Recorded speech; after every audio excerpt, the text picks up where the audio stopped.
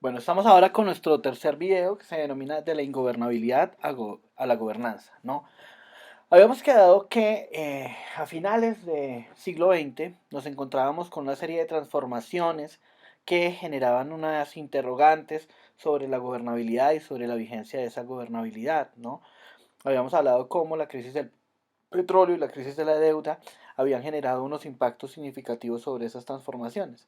Entonces aquí podemos ver que encontramos una serie de transformaciones centrales al final del siglo XX, comienzos del siglo XXI, ¿no?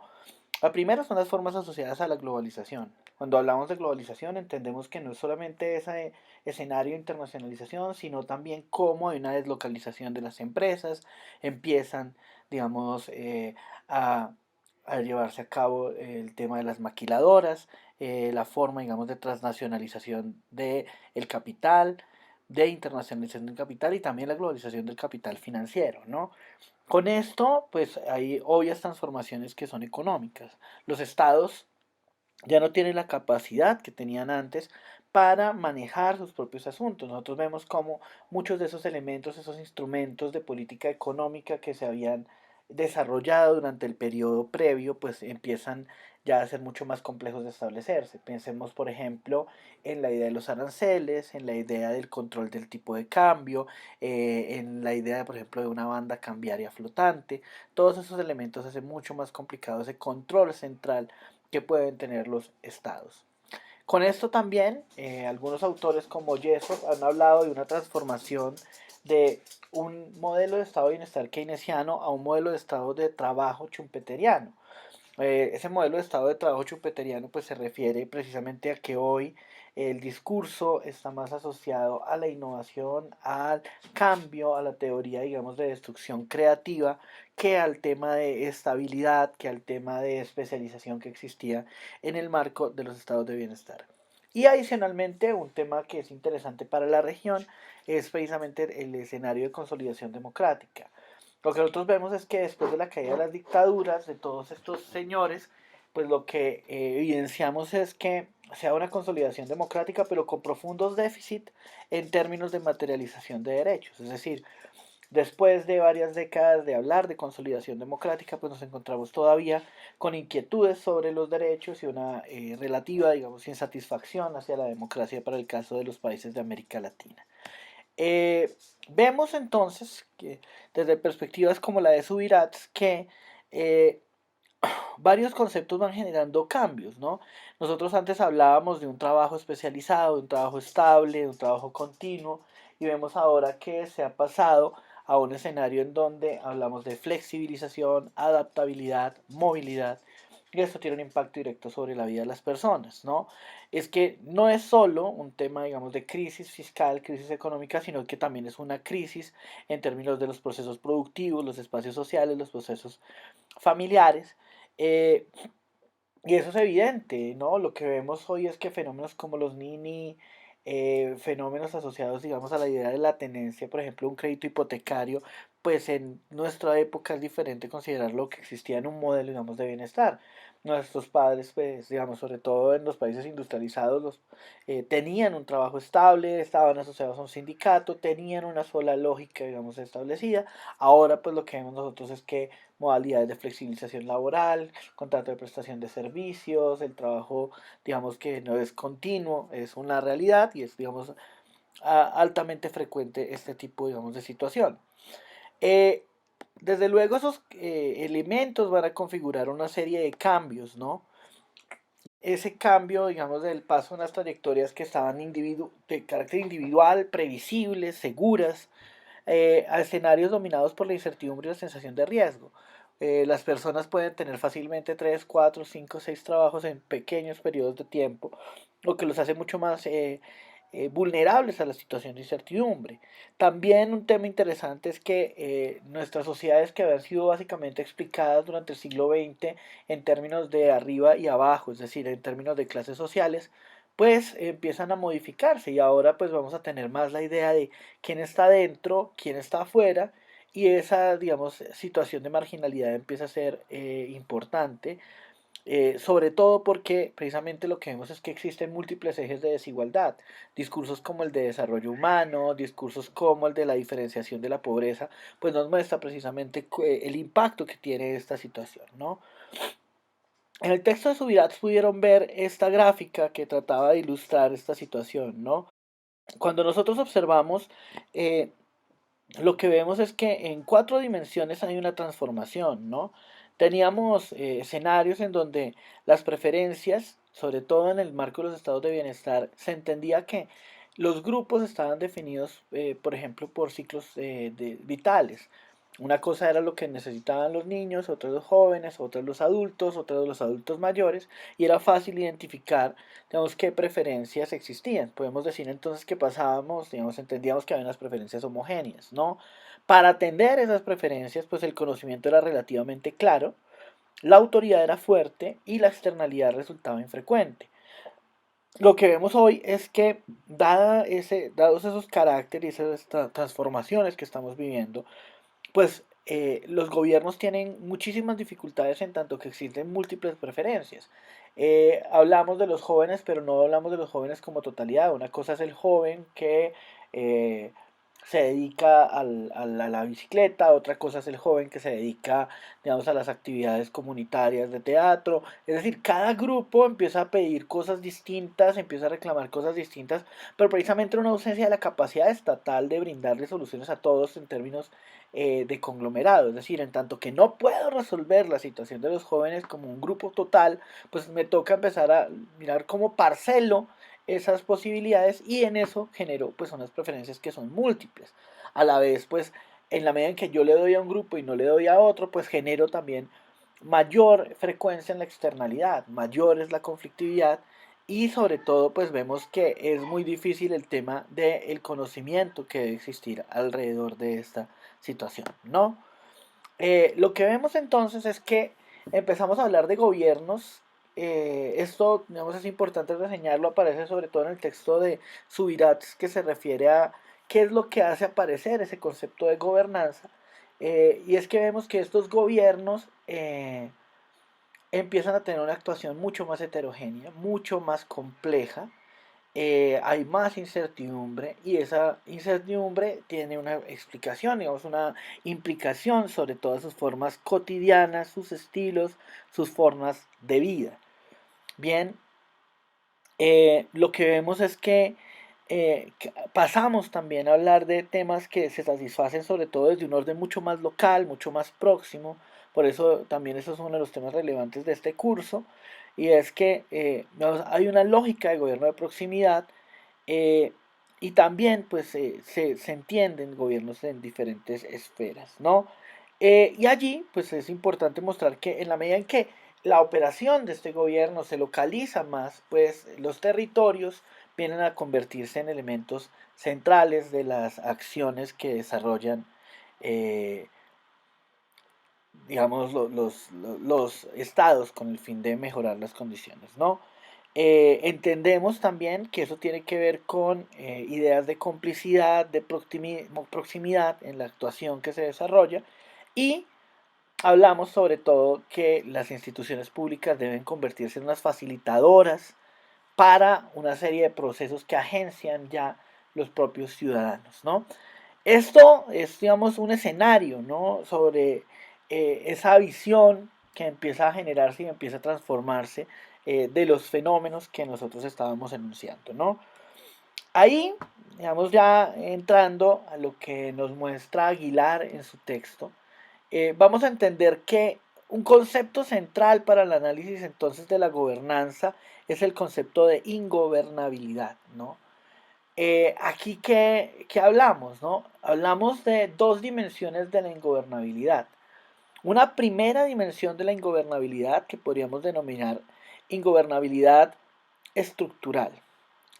Los gobiernos en las transformaciones que estamos aludiendo empiezan a tener mayor incapacidad para poder resolver problemas locales, problemas que les son, digamos, inherentes a su territorio, a su región. Si nosotros lo vemos, por ejemplo, cuando se cambian las políticas arancelarias, cuando abrimos las fronteras, nos encontramos con situaciones en las cuales es inmanejable saber en cuánto estará el costo de un bien o una mercancía que traen de otro lugar. Entonces las apuestas que habíamos hecho pues es muy complicado mantenerlas porque no se trata solo de intensificar la producción, de mejorar esos contenidos, sino que ya competitivamente realmente resulta complejo. Fenómenos estructurales también están asociados a temas como el cambio climático, a temas que están asociados, pues como vemos hoy, en dinámicas como las infecciones, las pandemias, ¿no? Es decir, por más que los gobiernos puedan intentar, necesitan unas medidas de coordinación, tienen digamos, un campo en donde no pueden decir la vida sigue tal cual, sino que deben reconocer que hay unos asuntos que no tienen la capacidad absoluta de manejar, ¿no? Y existe otra dimensión de la ingobernabilidad que se presenta, sobre todo en esta época que hemos aludido de la crisis, que es gubernativa, que habla específicamente de la capacidad de acción que pueden tener los gobiernos. Eh, en muchos términos puede definirse como crisis fiscal, ¿no? Ya no hay unos recursos que antes tenían, pues ahorita se traducen en gobernabilidad. Si yo tenía una política social basada en unos impuestos que adquirían unas empresas que ya no se encuentran en el territorio, pues yo tengo que señalar necesariamente que tengo una ingobernabilidad de carácter gubernativo. En ese caso, pues digamos que aparece una respuesta que es lo que vamos a llamar primero vieja gobernanza. Y aquí quiero ser enfático en distinguir, y esto digamos es evidente para los que puedan revisar el texto de Aguilar, la diferencia entre vieja gobernanza y nueva gobernanza, ¿no? La vieja gobernanza va a incluir temas de gobernabilidad, políticas públicas e incluso nueva gerencia pública, y la nueva gobernanza pues va a tener sus propios atributos, ¿no? Cuando hablamos de vieja gobernanza, entonces les decía, vamos a entender varias dimensiones. Uno, el tema de la capacidad directiva y dos, la eficacia directiva del gobierno. Y lo que vemos nosotros es que encontramos estas tres versiones, ¿no? Uno proviene sobre todo del tema de la administración pública, otro proviene de las políticas públicas y otro, digamos, de la nueva gerencia pública. En el tema de la administración pública, pues resulta evidente el tema de la necesidad de reactivar el carácter público de la administración. Es decir, habíamos entendido, sobre todo en América Latina, que en esas burocracias patrimoniales la gente hacía un poquito lo que quería. Por lo tanto, había que devolverle ese carácter público a la administración, identificar el valor público de las acciones de gobierno. Es decir, no se trata de hacer una acción, sino que esa acción sea reconocida por parte de los ciudadanos que entiendan su valor público, que no sea excepcional, que no sea arbitraria, pero también es necesario reactivar la capacidad administrativa. Sobre todo entender que ese modelo burocrático era un modelo basado, digamos, en un manual que no se compadecía de las situaciones cambiantes. Por eso hablamos ahora de nuevos métodos gerenciales y empezamos a hablar de situaciones como economía, eficiencia y eficacia. Es decir, es poner precaución sobre la manera en que se gasta, la forma en que se gasta y de esa manera poder ostentar, digamos, unos cambios, ¿no? Eh, el concepto de gobernanza, en esta acepción de vieja gobernanza, aparece sobre todo desde el informe del Banco Mundial 1989 sobre la África subsahariana, ¿no? Y era ver que estos estados que se encontraban en estas condiciones tan complejas, pues tenían que observar no solo los modelos tradicionales de los estados, digamos, europeos, sino también observar cómo las grandes empresas diseñaban estrategias de gobierno corporativo. Es decir, las grandes empresas toman decisiones, tienen una capacidad directiva no solo en el gobierno central, y es mucho más interesante pensar en otras formas de organización más allá del fenómeno puramente burocrático. Bien, del mismo modo, en el mismo periodo van a aparecer las nociones de nueva gerencia pública, ¿no? Esa nueva gerencia pública se nos aparece bajo la forma de liberalización de las acciones de los estados, es decir, los estados tienen que concentrarse en aquellas funciones que les son inherentes, mucho, digamos, desde la versión del liberalismo clásico.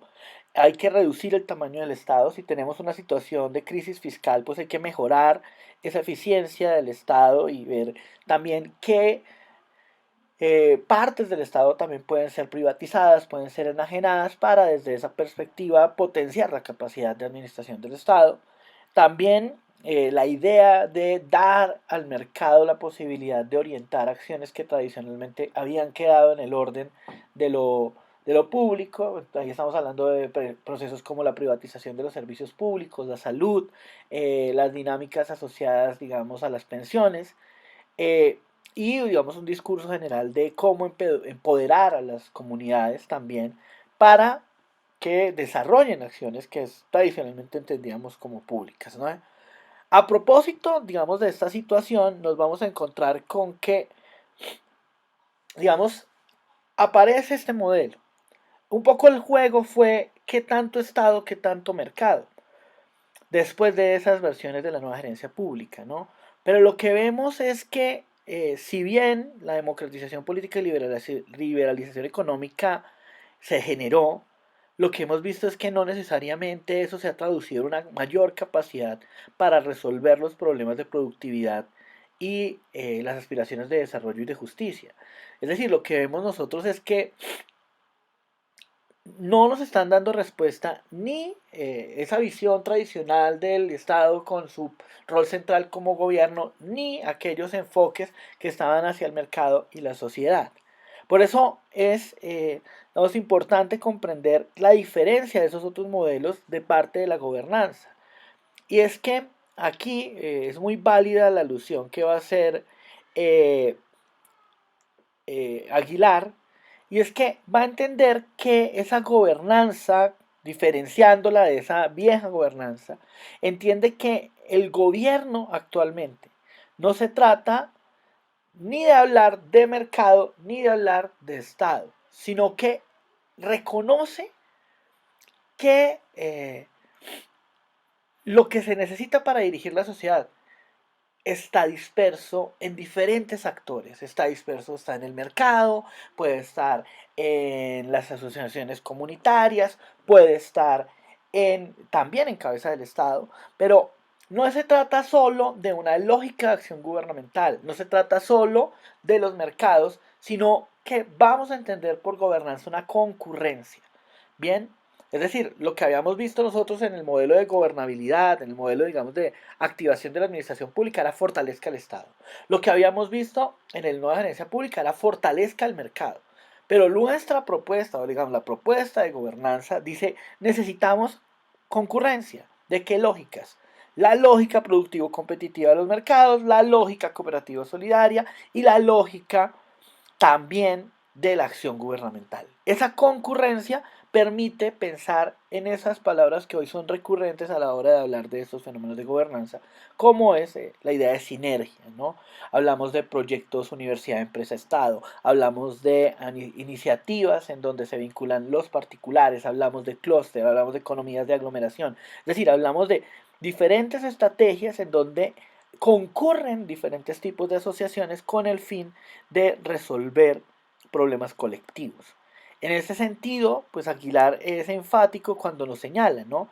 Entiendo por gobernación, en el uso que le da, el proceso mediante el cual los actores de una sociedad deciden sus objetivos de convivencia y las formas de coordinarse para realizarlos, su sentido de dirección y su capacidad de dirección, ¿no? Habla tanto de la intención como de la capacidad social para transformar esos propósitos en realidades.